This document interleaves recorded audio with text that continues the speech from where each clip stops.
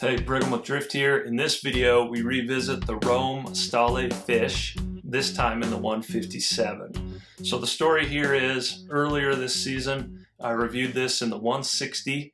It was probably the most negative review that I put up this year. I liked the board, but I didn't love it. It's kind of funny, I don't get a lot of pushback on my opinions, but when I say something negative about a board, that's when I usually hear about it. And I definitely got some pushback on this. And because I love you, because I want to love this board, I was like, I really got to try that in the 157 as well to see if that changes my opinion. And so here we are. If you haven't, you might want to hit the link below, go back and watch that video so you get a feel for where I was coming from then.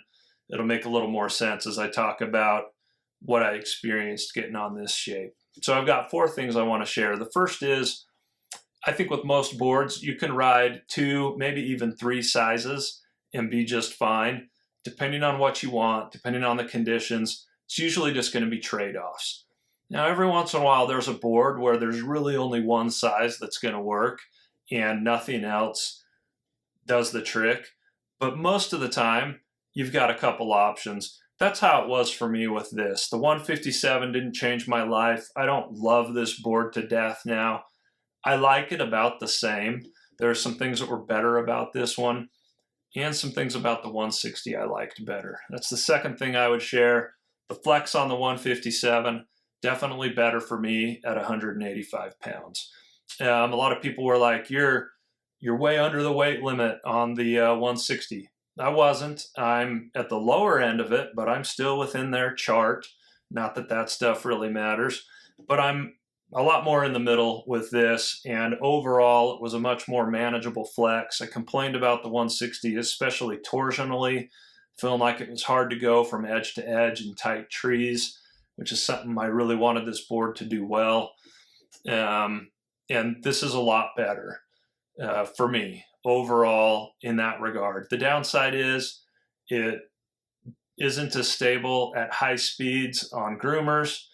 And the other downside is, and this is the third thing I would share, I still like the dimensions of the 160 better. A little longer, a little more width. At my size, I like those numbers better. And that's why I picked that board in the first place. So the numbers, you can see them on paper. You can get a pretty good feel, especially after riding for 30 years. I feel like geometry, I have a pretty good feel for. The flex is something you never really know until you get on a board. You know that those rating charts just don't really do a lot. But this isn't anything new. This is something I've talked about a lot. As a tall, skinny guy with big feet, I tend to do best buying softer boards and then getting bigger sizes a little bit so I get the dimensions I want and the flex I want. And what happens is if I get on usually the highest end boards or the stiffest, and those are the ones where I get into trouble. If I get those bigger sizes, they end up too stiff. That's how it was with the 164 Alchemist. Love the size. The flex was so far beyond me. And that's a little bit true here. It's not as extreme. I could ride either one, but the 157 definitely felt a little better in the flex, but in the powder especially, narrower and shorter than I would prefer.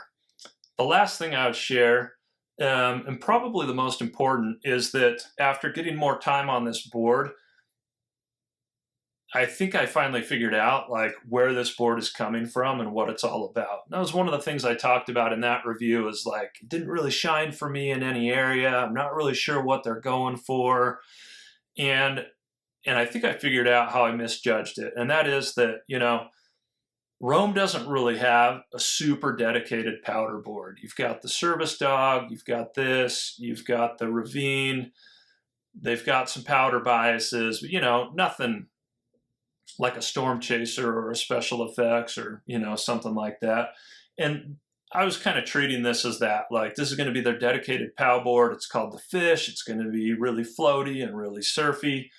And the reality is, compared to some of these other boards, it's not that floaty and it's not that surfy. It's stiff and it's aggressive and it's got a lot of camber. But what I realized was that's not what this board is. What this is a and it should seem obvious now that I think about it. Like, this is a powder biased version of the Stale Cruiser. So you got Stale Sambeck, he's got his pro model daily driver. It's stiff, it's got a lot of camber, it's, you know, an all mountain freestyle board for a high-end advanced rider who's doing huge moves. And he says, I want that board, and I just want it with some powder love. So what do? They take that board, they shrink the tail a little bit, notch it out, give it a tiny bit of taper, they extend the nose a little bit, put some 3D shaping in it, and then they set back the stance just a touch, and there you have it. But in all other ways, that's what it's like. In fact, this is actually rated stiffer on their website than the Stale Cruiser. And it even says in their marketing, we wanted it to be more powerful, we wanted it to ride more centered.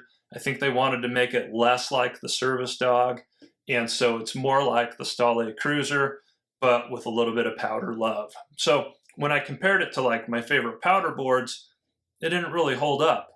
Didn't hold up with my favorite carving boards either. But as soon as I looked at it as like an all-mountain freestyle board, a high-end all-mountain freestyle board with some powder bias, then I came to respect it more. It's probably not the board I need most of the time, but if someone were to say like, I want that advanced freestyle board that can hit huge jumps, I could ride a switch, you know, it's got that power and that aggression, but then on a powder day, it's going to be super fun. There it is. And even though it's not my favorite, it becomes a very unique shape. I didn't ride anything else quite like it this year. For that reason, you know, I appreciate it more now, even though it still isn't landing on my favorites list. So those are my thoughts about the Stale Fish after riding it in the 157 and the 160. I'd love to hear what you think. Let me know down below, and we'll talk to you in the next video.